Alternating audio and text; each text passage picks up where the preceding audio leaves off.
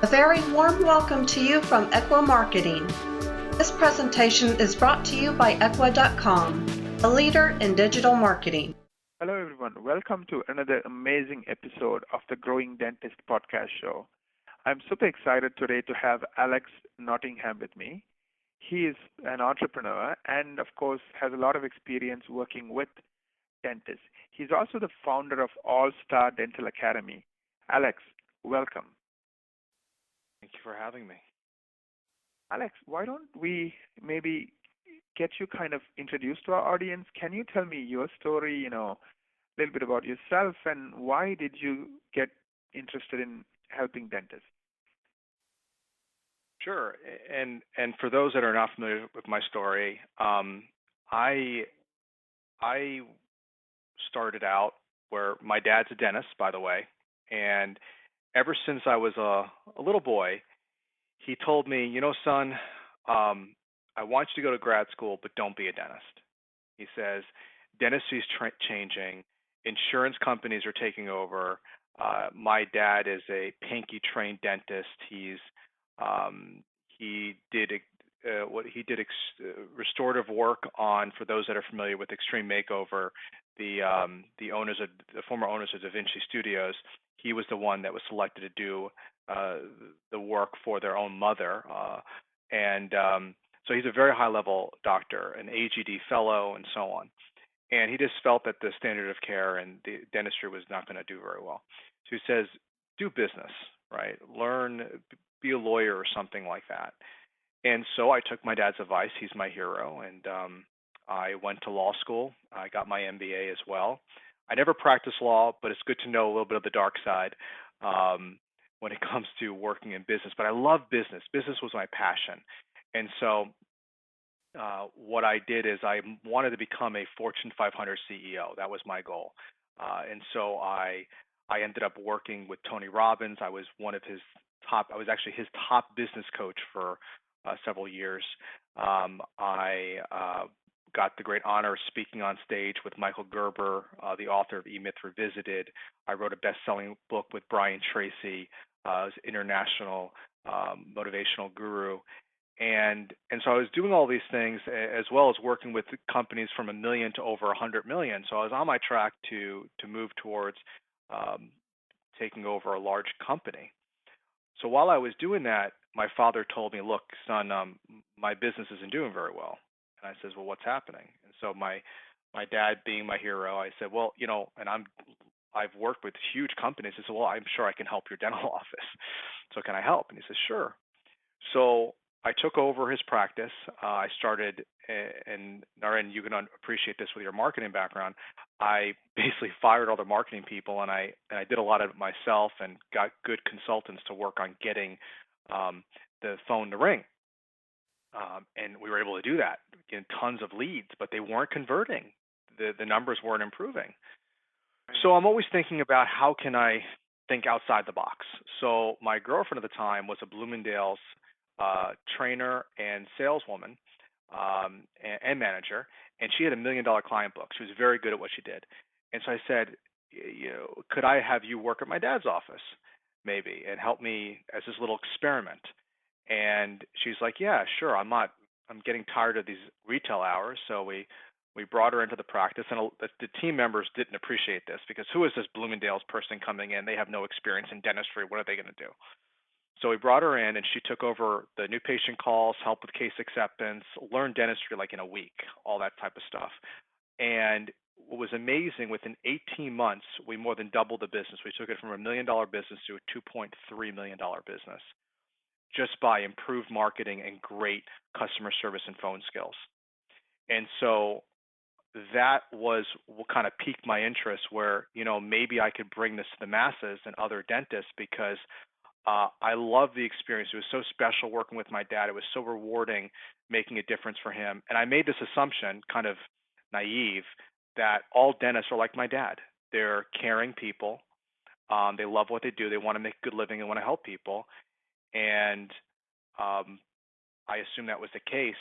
And now, after working with hundreds and hundreds of dentists, I found, and speaking personally with hundreds and hundreds of dentists, I found that to be the case.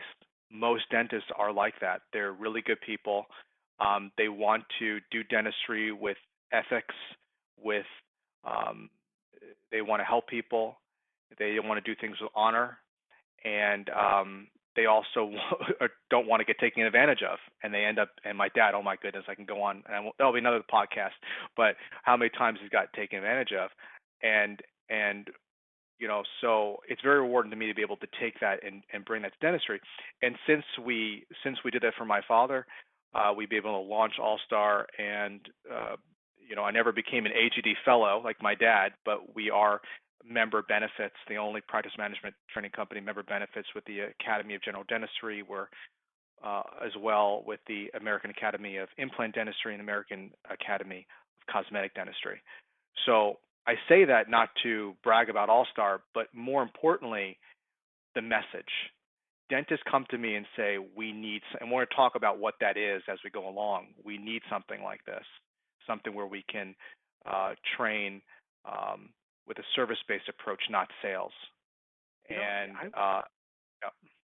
I would love to kind of peel the onions a little bit and talk about your dad's story. So you come in, you're doing $1 million, and perhaps he was struggling. Maybe he had a large number of people back then, and then you took it to 2.3 in 18 months.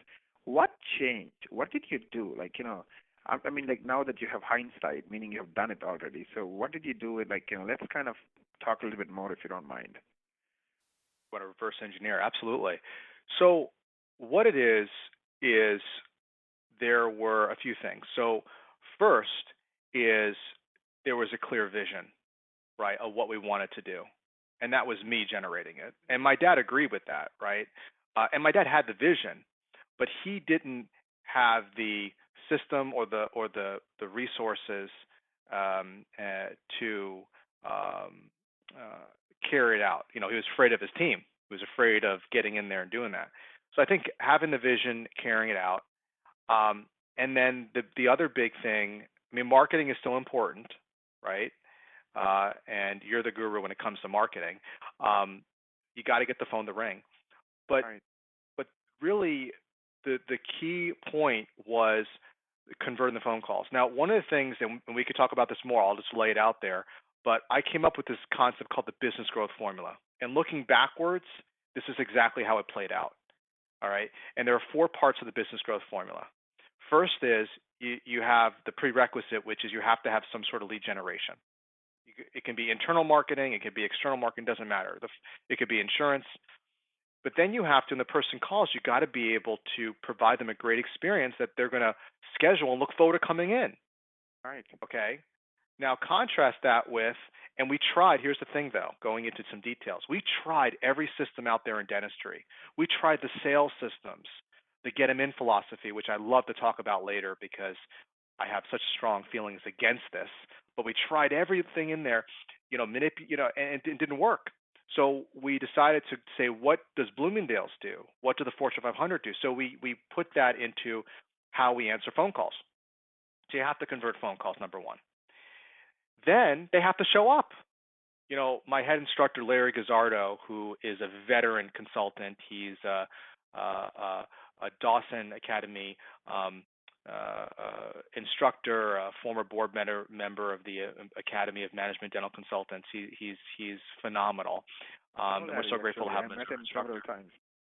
Yeah, he's a doll. He's great. So Larry, we don't want to get started on broken appointments, but he teaches a lot for us on broken appointments. But you gotta have patients show up, because when they, as he says, if they don't show up, it's a huge drain. It's money taken out of your pocket by these broken and changed appointments. So you have to convert the phone call.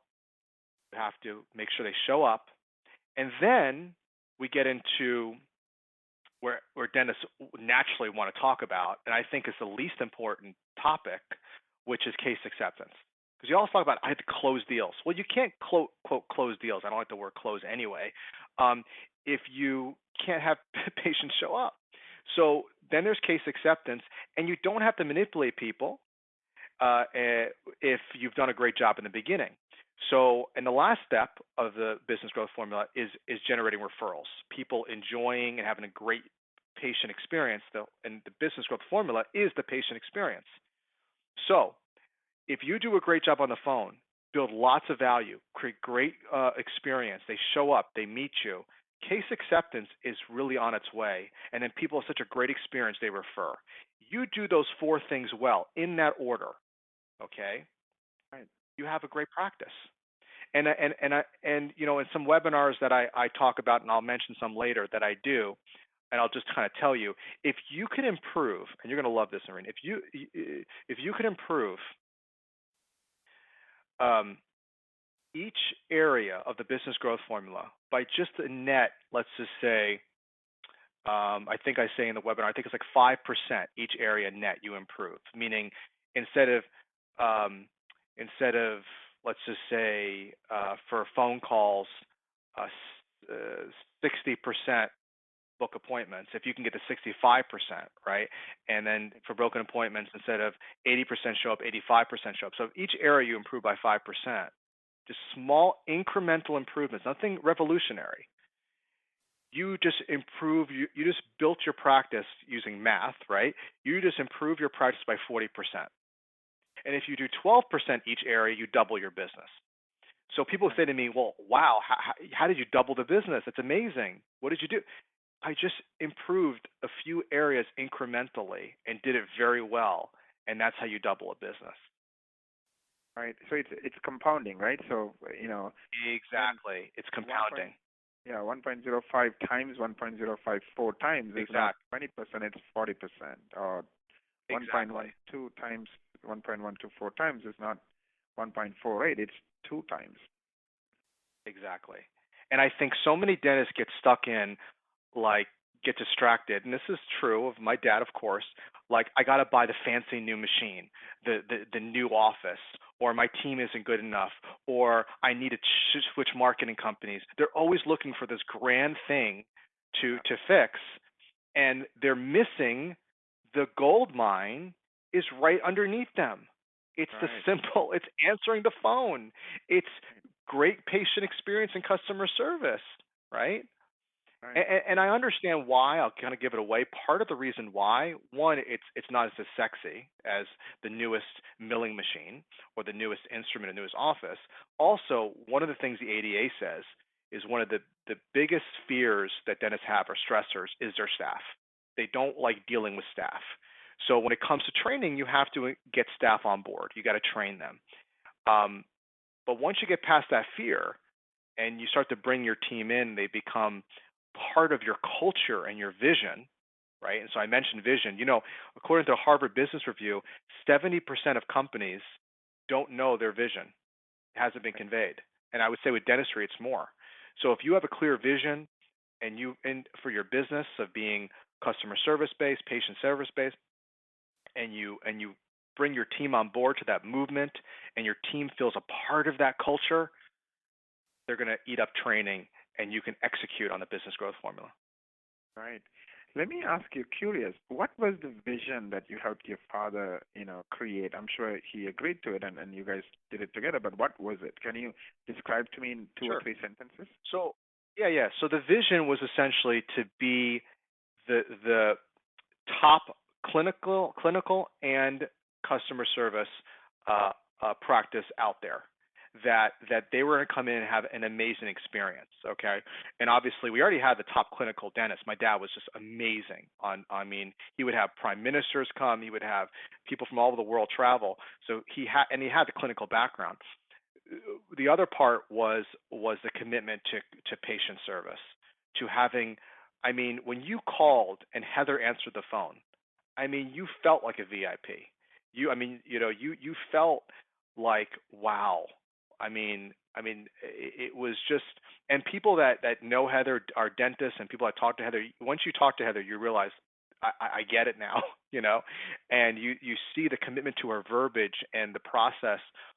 So the vision was to provide the top patient experience, and to make it like a Bloomingdale's. So we were thinking the Fortune 500, how could we be like that? Without being snobby, of course. Everybody, and I'll tell you something, when I say Bloomingdale's or Ritz-Carlton, I'm not saying that you have to be a lot more expensive than other people, or that you have to be a snob in some senses. Everybody, one thing Heather always teaches, and I agree, and she's our phone skills instructor, by the way, for our course, is that you treat everybody with respect, even salespeople. Everybody you treat well, because you never know. You never know. And she always taught in Bloomingdale's, she would have people that other salespeople would not serve, and she would provide them service. And then they should be surprised that these people were spending tons of money, because you don't know what they have. One quick example, which happened, we were at a trade show once for my dad's office, and this guy came to sell us water. And everybody in the office, I don't want to talk to him. He's selling water, or he's a salesperson. Heather was nice to him. Turns out he was so happy that she respected him. He said he had a big inheritance that came due to him, and he wanted to get full mouth reconstruction, like a $30,000 or $40,000 case he spent in the office, and then referred his wife. So you never know. You never know. So when patient experience, we treat everybody with the utmost respect, everybody with service, because you never know, and that creates a movement. That creates that's how we enforce the vision, and that's why the practice did so well. Right. It's interesting. You're talking about mindsets too, right? I mean, even though it's so easy, which is, focus on that, making tiny improvements every day and make every day slightly better than yesterday, right? That's something that everybody can do, but they don't. Instead, they focus on, some panacea, let's fire this person, let's hire that person, let's buy this machine, and somehow magically things are going to become right. And it never works out that way. Well, because we're always looking for external things to fix our problem. Right. And the strength is to look within and say, I'm the problem, or I'm also the solution, and I can make it better. And I know, and if I were to, there are two things so a couple of things that I asked Dennis. One thing I asked Dennis is, and I ask everybody this, is mindset. Let me ask you, is there anything more important than mindset? No, I think mindset is everything. If you change the way you look at the world changes. Correct. And everybody would agree with you. Every dentist I speak to would agree with you. And I do this in my seminars too. And so I ask everybody, and they all agree. Then I say, how much time do you spend on mindset? And all of them say, almost nothing. Right. And then I say, why? And all I get is a shrug. I don't know. Another thing I do as well is I did research with the Academy of Cosmetic Dentistry, my good friend, Dr. Lauren Levine, the digital dentist, in our own list. We blasted over 40,000 dentists in the survey. And I asked them, how often do you train on customer service? 1.5% reported once a week. Awesome. 1.5% was like every few months. Over 40% was like once a year, and then it was like off the charts. I think 50+% was like never. So 97% of dentists train less than once a month, if ever. And then I asked dentists, do you think training is important at customer service? Everyone says yes. And again, I ask, well, why aren't you doing it? I don't know. This is, one of the things that my coach always teaches is how to find these discrepancies. We see that mindset and training is so important. We see that so few are doing it. Now, the opportunity is dentists that are listening and team members and by the way, I whenever I'm speaking, I'm always speaking to the dentist, and I tell you why, because team members, they do a pretty good job in supporting stuff, but dentists are the problem in a good way. I have to shake them up. They need to be shooken up to wake up. But anyways, you're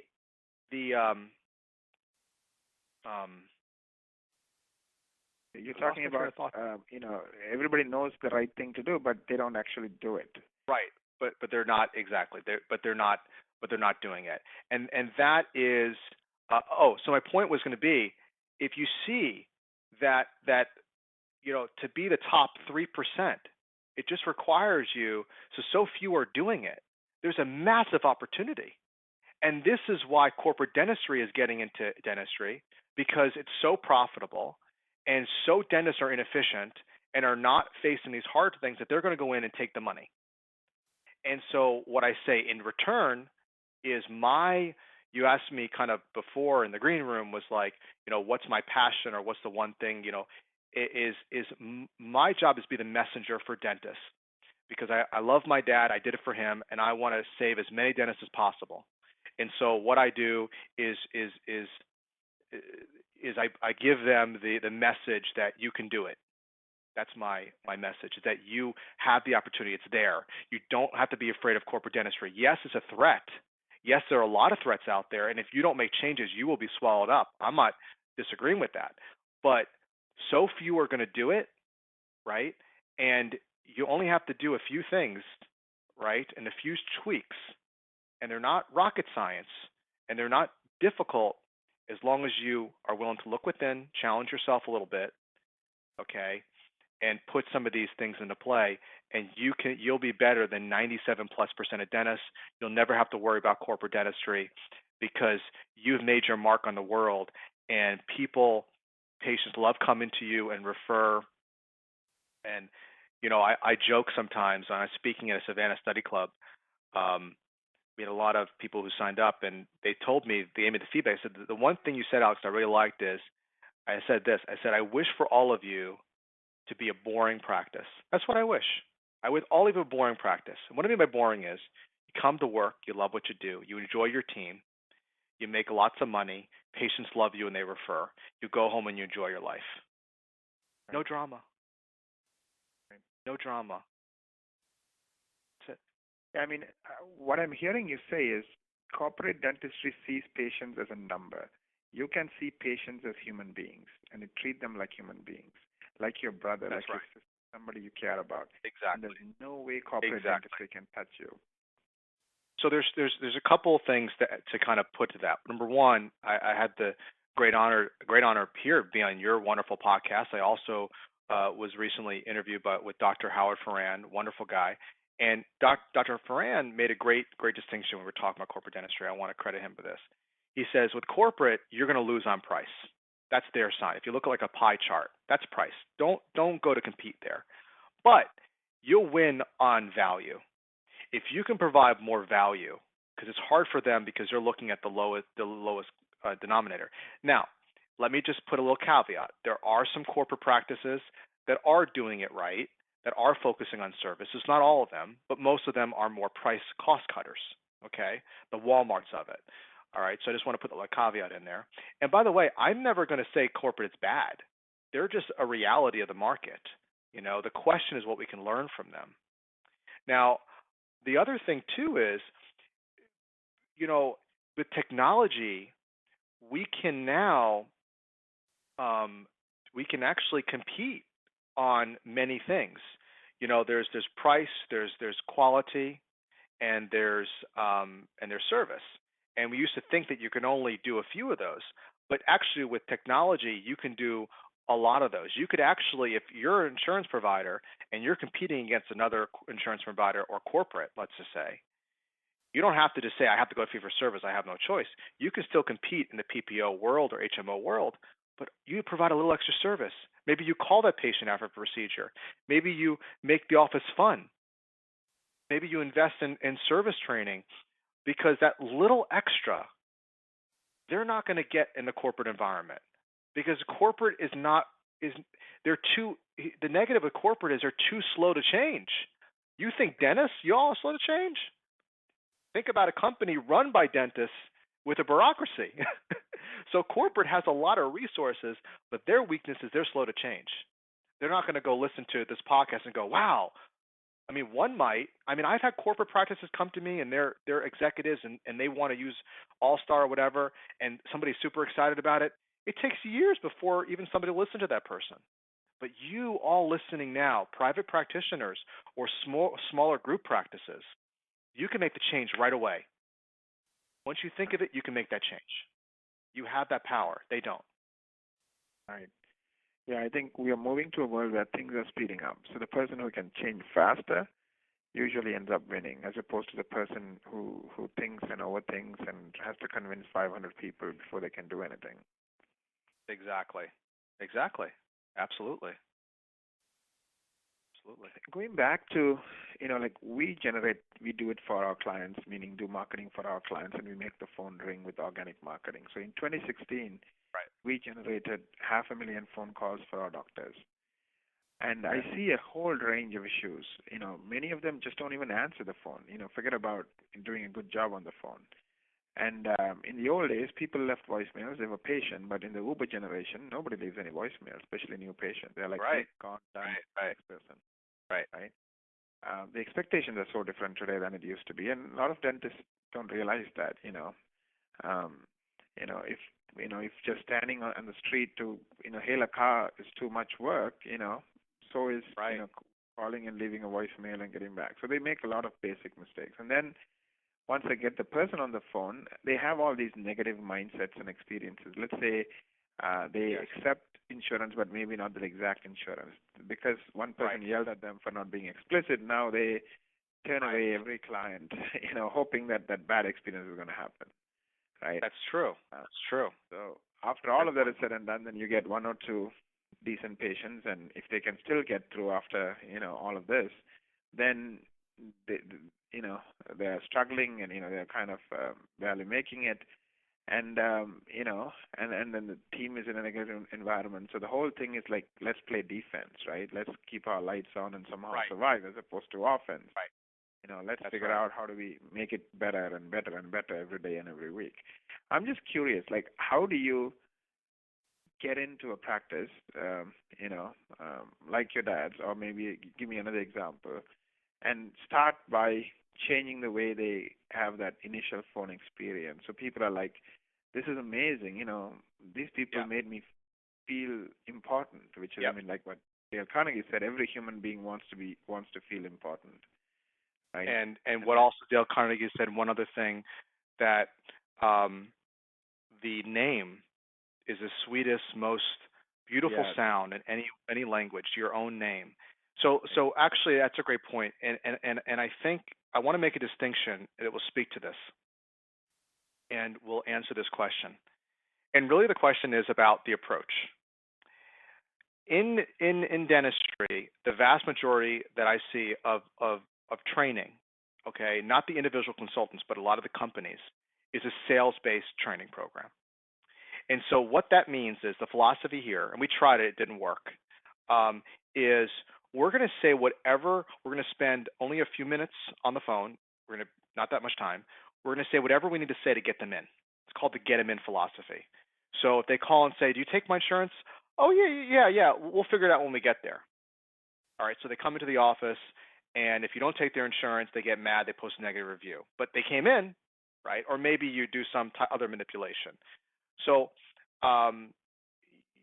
it's sales tactics to try to get people to make an appointment, but you're manipulating them. And I think on some areas it could be unethical, but in other areas it's not good business, because people are coming in with an expectation that's not being fulfilled, and you're really killing your brand. And I think dentists are drawn to that because of its good marketing, and it says, look how great I am, and I have a Ferrari or whatever, and you'll have it too. But also it says it's very robotic, which is you can have a team member, and the team member doesn't have to really actually engage the patient. They don't have to actually be that educated. They just say, you take my insurance? Sure, come on in. Or we'll figure that out when we get in, or some way where they don't have to have that confrontation, which is hard. But remember, success is doing the things others don't want to do. Success is doing the things others don't want to do, the hard stuff. So sales, I think, is a cop-out, sales training. It doesn't work. And it kills rapport. Everything's based on closing, the get them in, or always be closing philosophy. What we teach is a very important patient pyramid, where you flip it upside down and everything's rapport. Everything is rapport and getting to know. It's Dale Carnegie tactics. I have to say, in our program, you won't be surprised. We talk a lot about Dale Carnegie. He's fantastic, okay, as a rapport teacher, all right? And so it's a service-based philosophy. And so when you talk to someone and you have a method where you're building rapport, you're bringing them into, you're getting to know them, you are, it's a lot easier to address the situation. Okay, and certainly, let me just give you kind of a tactical thing here. When patients call and ask for a price or insurance, the one thing I want to give you, and there's a lot of steps. We have a process called the Great Call process. We don't have time to discuss it, but I'll give you a webinar you can go to that will teach you this. But essentially, the one thing you want to do when somebody calls is they're going to be asking for price and all that. You're going to get their name, and we'll teach you how to do that. But we have this process called the transition statement. So if you're calling for, do you take my insurance? What you're going to say is you're going to say, I'd be happy to help you with that. May I ask you some questions so I can better assist you? Or some other verbiage like that. Now, by the way, we are big fans of verbiage, not scripts. We provide verbiage, but we believe scripts don't work. They sound scripted, and they're not really, you can't handle situations. You have to be able to become a great student, which means you have to go beyond content. You have to be able to implement it. You have to be able to make it your own.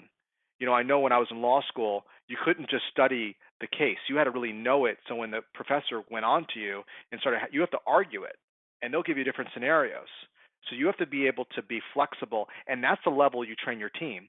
Yes, it's harder up front, but the patient who gets that experience is amazing. So back to the example, we shift the patient, and we start asking questions.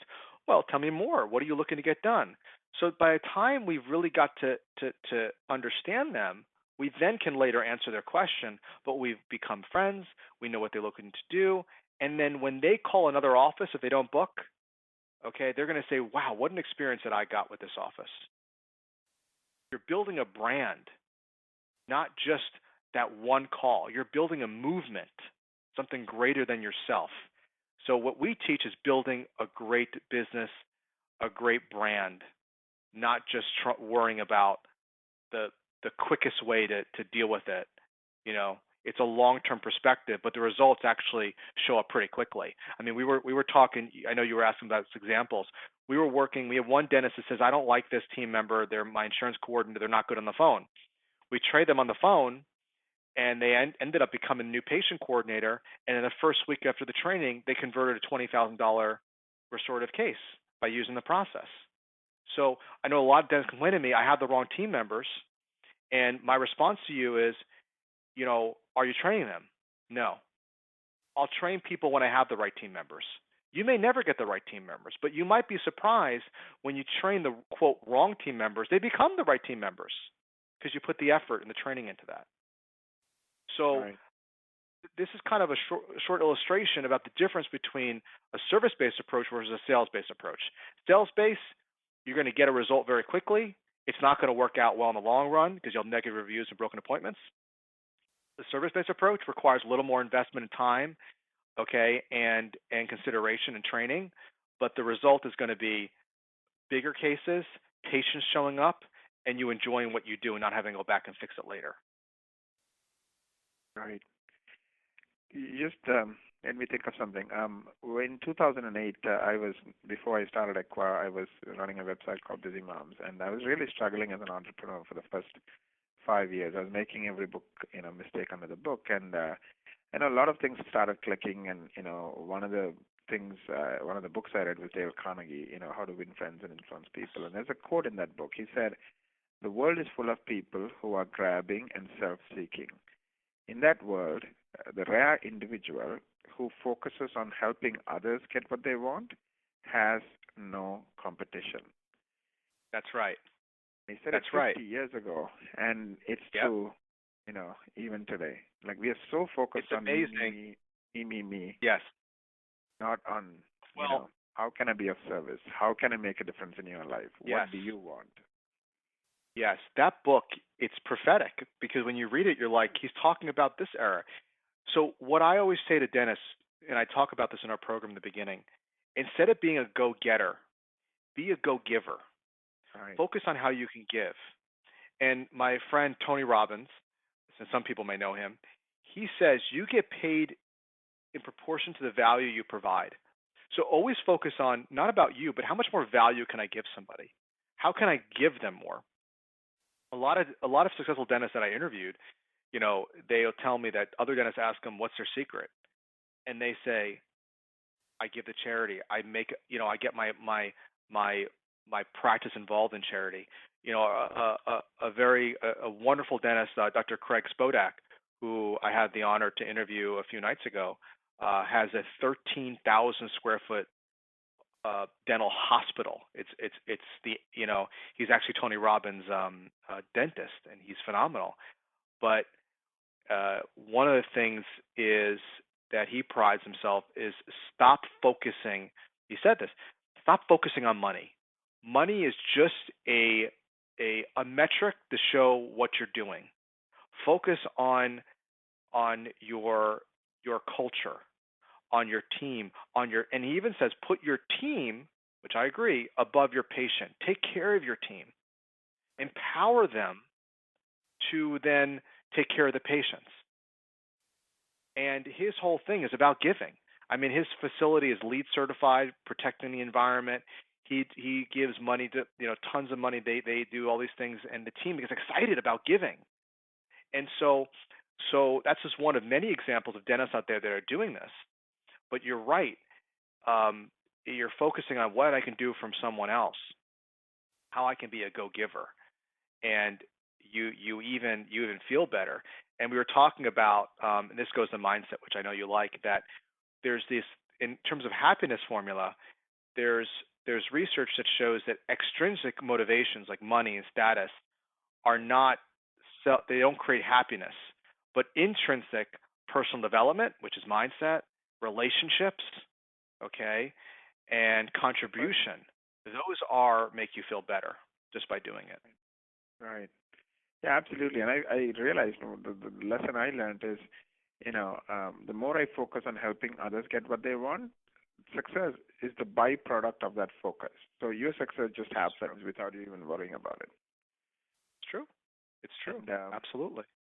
Yeah, and the second point I like what you mentioned is you can't do it all. So you need your team to be on your purpose, our purpose, and everybody giving and working together, like an orchestra, right? Everybody just doing their piece. And because eventually you can't be Superman. That's one of the realizations I came to, not too long ago. Is that I have 200 people. I cannot be Superman for 200 people. They need to be their own Superman and Superwoman. My job is to help them be that Superman and Superwoman by leveraging who they are. Everybody's different. Everybody has their own unique talents. That's right. Yeah, that's awesome. So we talked about,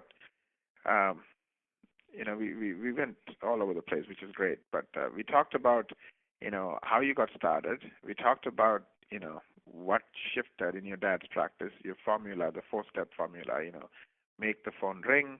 Once the phone rings, make people want to come into the office. And when they want to come into the office, help them accept treatment, not sell them, but accept treatment. So it's really, you can't convince somebody to do something. I mean, what's the phrase, right? You can fool some people for some time, but you can't fool all the people all the time. So the only thing you can do is help them get what they want, right? That's what people like to buy. People like to buy. They don't want to be sold. You become the logical choice when you understand what they want. They know they like you. They respect you. You become the logical choice. Right. And then when you do that and then you deliver on it, then they become your friends and your fans. They'll go and tell their buddies, and they want you to succeed. I mean, when Apple was about to go under, even Steve was away for 10 years, the fans didn't let it go under. They just, it's like part of them was dying, if Apple was dying. Right. So, and they will be there for you, your loyal fans. And then they will grow your business for you. It's interesting. And then we talked about, the phone call, and we talked about, the mindsets, right? We talked about the idea of giving, the idea of, focusing on those little improvements, right? The exponential growth doesn't come from exponential growth. It rather comes from tiny growth in 4 areas because it's compounding. 12% times 12% times 12%, it's double. I mean, we talked about lots of interesting things. Let me now flip gears here. When you work with a practice, do you see like typically people in few buckets? I'm sure you've talked to lots and lots of dentists, in all kinds of phases. Do you feel like people who are struggling because of their mindsets? Or I mean, do you feel like is there any kind of, because I'm just trying to look at it from the listener's point of view. What are some of the typical ways you start engaging and helping them? How do I help them? No, yeah, I mean, saying like, do you see like, I mean, I know one of the things you mentioned is, um, like the reason people are struggling. I'm saying dentists are struggling is because um, they they they um, they they are looking for that quick fix, that machine, that whatever Right. from the external thing Right. to fix Right. their problems, and Um, so what are you asking? Like, what do I see commonality between them yeah, as their exactly, struggle? exactly, Yeah. exactly, yeah, Yeah. So I would say, and this goes to what we talked about, the big thing is it's all mindset. Okay. So that's the general big thing. But how do we break it down even further? right. So with the dentist, most dentists fit a certain type. They're engineer-like artists. They would rather just do dentistry, not worry about having to run a business. But unfortunately, you are the business owner, or you think you are, but you really are. Dentists think they're business owners. They're not. They're self-employed. They have a job. But the goal is to be a business owner where you don't have to work, you make money. But right. it's kind of they want their cake and eat it too. I want to just do dentistry, but I don't want to deal with the team. You don't deal with the team in your marketing, then you don't have patients to deal with. So it's all kind of together. And I think it's human nature to want to go to your comfort zone and not deal with the issue directly. The issue directly with most dentists is they lack a clear vision and they're not willing to do what's necessary, which is stick to something. Right. Okay, and stick to training. They want something outside of them, so they spend a lot of money on consultants to come tell them what they already know. Okay, and they're not going to do. All right, they'll go to seminars, and I have dentists come to my seminars, and I say, "I'm so happy you're here. We're going to have a great time, but you're not going to learn anything. I'm going to give you tons of information, more than you're going to learn anywhere, but you won't remember it." Right. Because typically, when you go to a seminar, you bring back very, very little because you forget. And I want to talk about this before we get to the end. I want to talk about a few things, costs and mistakes, and talk about my background as study skills specialist. And I'm going to give you a little secret to training that you can do right away. But I think that's the thing, and that's to anybody. It's just human. It's you have to get above your comfort zone. You got to do you got to address the issue directly. You can't go around it. You try to find little things around it. You tape little band-aids here, little band-aids here. That's why dentists go from training program to training program to training program. They have this one collecting dust. Yeah. Dentists ask me, I tell them, I said, how do I know? Why should I select All-Star? I'm not going to get into that because they can learn about that more on their own. But I said it's not important. I said, listen, my advice is you need to train. And I'll give you my little secret at the very end. But you got to train. Pick a company that you believe in their values, they align with you, and you stick with it. Because I'm going to tell you my program is the best in the world, and I believe it is. No other program like this with the value you're going to get, not even close, and we have more there. But it doesn't mean anything if you don't implement it. Nothing. Right. It's irrelevant. I can go blue in my face at how great the features are, but if you're not going to use it and implement it, it's worthless. Napoleon Hill, Think and Grow Rich, I'm sure you read the book. Yeah. Everybody, we're heard what was it, little kid, knowledge is power. Knowledge isn't power. Knowledge is potential power. Right. Right? You got to put that into place. You got to put it into action. Right? So part of it is recognizing who you are, that you're not that type, that you like to do these things. And if you need help, whether it's a coach or whatever to help you, so be it. Right? But you have to eventually address the issue directly. That I have to lead, have a clear vision of what I want. So I had a dentist that recently came to me, and he was doing. I have an MBA program for dentists as well, training, and he was going through it, and he skipped the vision and mission part. And he goes, yeah, I really like your stuff on hiring, but the vision and mission, it didn't work for me. And we started talking about his business, and I said, everything that your problem is you didn't even establish your vision. I said, what's your vision? Well, I want to make $10 million. I don't know. Let's just give it a number. Right. And I go, okay, but that's not your vision. That's just what you want. Oh, Right. I said, you didn't do the exercise right. I said, go back, rewatch it, and send me your vision and mission and beliefs. So the whole weekend he did the homework, gave back to me, and it was brilliant, and he was so happy.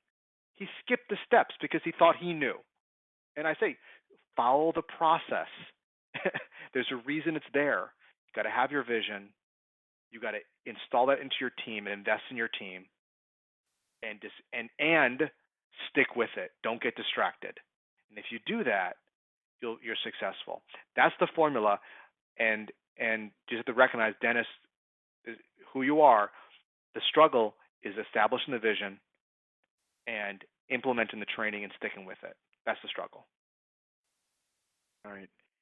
Yeah. So you're saying it's just our habits and our old comfort zone is kind of what keeps us down, and sometimes the only way it's habits and dentists don't want every excuse not to talk to their team. They don't want to do anything new. They're scared of their team. I have dentists that say, I'm thinking about your program, but let me see if my team wants to do it first. And I look at them and I go, what? Or I think to myself, because mostly, and I'm thinking, why? I said, your team has nothing to do with it. Now, you have to give your team an ethical program. If you have a program that's unethical and sales training, they should push back. But if it's ethical, it's not for them to decide. You're the visionary. Right. You decide what it is. So it's getting over the fear of a team. Because dentists say, I want a team where I come in and they respond to me and they listen to me and they respect me and I don't have to walk on eggshells. Well, that has to be earned. You don't just get lucky and they think I'm going to hire somebody new and all of a sudden my team culture is going to improve. No. It's you that manifests your team. You have to be clear on what you want and do what's necessary through love and through discipline to make sure that it's set up. No one will do it for you. So that's my soapbox on that. Yeah, let's talk a little bit more about your program and how can people learn more. And of course, I want to hear your secret. Well, let me give you this, and then I'll get to. Let me give you this. I want to include this. I want to be clear with some. I want to give you some quick numbers. Right. Okay, and I'll give you a webinar where it goes into this more. But I just want you to understand that dentists are trying to find excuses. Why not to train their team? I'm too busy. My team is whatever that might be. If you're too busy, everybody's busy. The question is, are you productively busy? We already talked about my team and their interest level, or I have the wrong team. We already talked about that. But understand what it's costing you. The average office gets 135 new patient opportunities, and you probably know a lot about this with all the call tracking and marketing you do. But we found only a third convert to patients. That means 87 are not booked per month in the average office. And if the ADA states that $642 is the first-year value of a new patient, this is a regular dental office, general GP, not even restorative. It can be a lot more. If you just miss one phone call, whether it's insurance or phone or whatever, one call a day, you didn't handle it right. That's 16 working days times $642. It's $10,000 a month you're missing right there. The lifetime value of a patient is 10 years. That month is $100,000 in the lifetime value of your business. That's just phone skills. Then you look at broken appointments. If doctor produces 500 an hour and there's 2 broken appointments per week, that's $4,000 a month. If you have 2 hygienists and they're missing 4 each, that's 8 broken appointments per week, $100 an hour, that's $3,200 a month, or $7,200. And the last point I want to add is turnover. Turnover is expensive. People, and I don't have the statistics in front of my mind at the moment, but by turnover is increased when you're not onboarding or training your team. They don't understand the vision, and so on. The average cost of a new employee is 100% of their salary. So a $30,000 entry-level employee is $30,000. So if you add all that up over the course of a year, it ends up being you're missing out from phone skills, broken appointments, and turnover. There's 1 turnover a year, $20,000 per month. or $1,250 per day in lost revenue. That's £1 a day, $20,000 a month, $250,000 a year in production. So I just want to illustrate very quickly, and I'm throwing numbers very quickly, but I just want to illustrate how expensive, and also on the other side, how much potential you have in these areas. Because the reason I'm so hard on this is because I want to demonstrate to dentists, this is where the money's at. This is where you have to focus. Because then it becomes to a point where you reach a certain threshold as a human being, and you go, I get it. I see it. This is a lot. This is draining my business. I have to make a change, and I'm doing it. Enough of the excuses. And here's the answer. By the way, before I get to the answer, one last tease here. In college, I barely got into college. My SATs, I guess, weren't good enough, and I was in probation. And I ended up becoming a study skills specialist in college, and I was teaching other people how to study. I graduated with a 4.0 GPA, summa cum laude, and people thought I was so brilliant. And the answer, I think, was I knew how to study. And what I learned was do a little bit every day. I would always study a little bit every day. Okay? You still with me? Yeah, absolutely. Okay. And so what I tell dentists is this, and this was our theme today about incremental improvement. 20 minutes. 20 minutes once a week of content with your team, new content. That's it. Don't do more. Don't do less. 20 minutes a week. If you want to go to seminars, that's great. Have fun. They're good for team building. But you do your homework 20 minutes a week every day with training on, not clinical, on phone skills, on broken appointments, on patient experience, on case acceptance. 20 minutes a week of structured learning. If you do that for the rest of your career, it's going to revolutionize your practice. That one little thing, you'll be very proud of it. Right. One of the people I read a while ago, he said he studied people who are very successful. He said if you study very successful people, they don't do 1,000 things 10 times. They do 10 things 1,000 times. That's right. Do it again. That's right. Again and again. And again and again. And then people say to me, well, what if I already did the course and I learned phone skills and broken appointments? What do you think? You done? You a master at it now?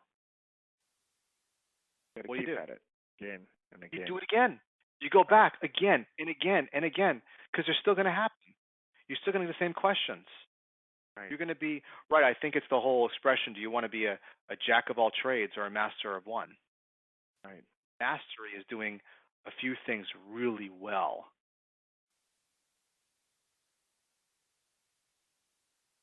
Right. So that's the secret, right? The secret is those incremental changes that you stick with. Yeah. And you don't need to do 10 things, just even one thing, just that 20 minutes a week. That's it. 20 minutes a week. Right. That's it.